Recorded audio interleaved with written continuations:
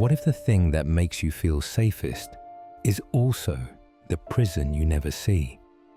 We often think faith is freedom, but when belief is never questioned, it can become a cage.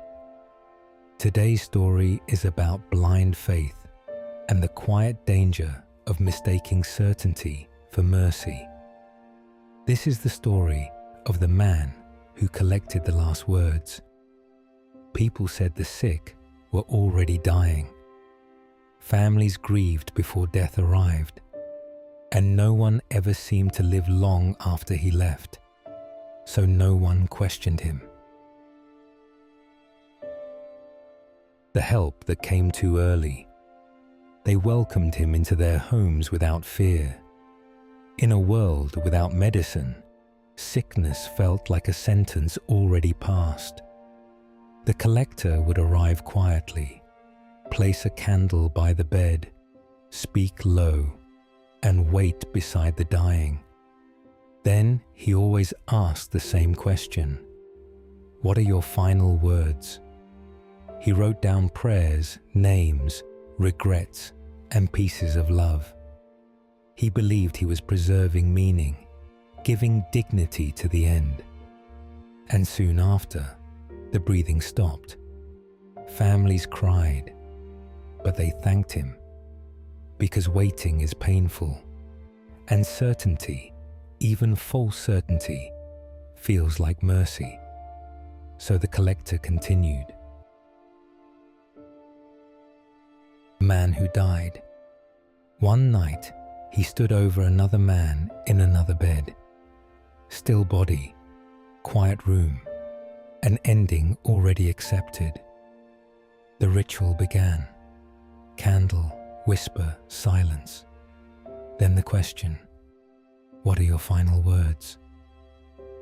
The man answered faintly, but clearly. The collector wrote the words and left. But later, something troubled him. The voice had not sounded empty. It had sounded like someone still fighting to remain. Still, he kept going, because certainty is hard to abandon when it has guided your whole life.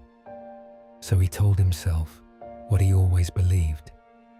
The sick are already dying. I only help them leave in peace. And the candle was lit again. The stranger. One night, at a lonely crossroads, the collector heard a voice in the dark. A stranger stood there, calm, speaking words that chilled him. I thought I would be afraid. I thought it would hurt, but it's quieter than I expected. The collector froze. He knew those words. He opened his journal and found them written there. 3 winters ago, spoken by a man who had died before dawn. The stranger looked at him and said, "You keep them tidy." The collector whispered, "You're not supposed to be here." The stranger answered, "I know." The truth. The collector had rules. Never ask for more than they offer. Never add comfort. Never read the words aloud. But now, facing the stranger, his rules began to break. The stranger stepped closer. "Did you touch my skin?" he asked. "Did you check my pulse?"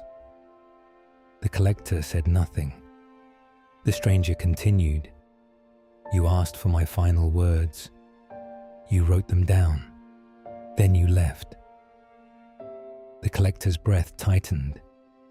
Then what happened? The stranger answered, "Death came close, but it hesitated. Maybe it was not my time." Then came the truth.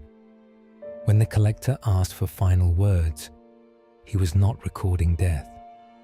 He was teaching surrender. He made the sick believe the end had already arrived. And when the mind accepted it, the body followed. The stranger said quietly, "You do not kill with your hands. You kill with your certainty." And suddenly, the collector remembered every room differently, not as mercy, not as guidance, but as moments where hope was quietly taken away. The words he could not give. Then the stranger asked him the same question he had spent his life asking others. "What are your final words?" The collector opened his mouth. Nothing came. For the first time, he understood. To speak to them was to accept them. His silence kept him alive. The stranger looked at him and said, "You ignored what was real for what you believed." Then he turned and walked away. The collector stayed at the crossroads, waiting for death. It did not come. Days passed, then weeks. He lived, and that was his punishment. Not death, but guilt, understanding.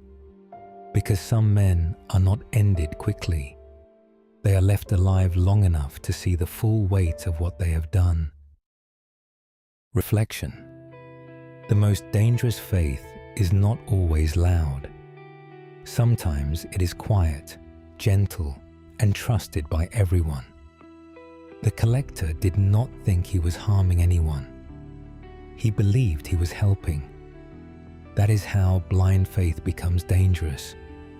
Not through hatred, not through cruelty, but through belief so certain, it no longer allows questions.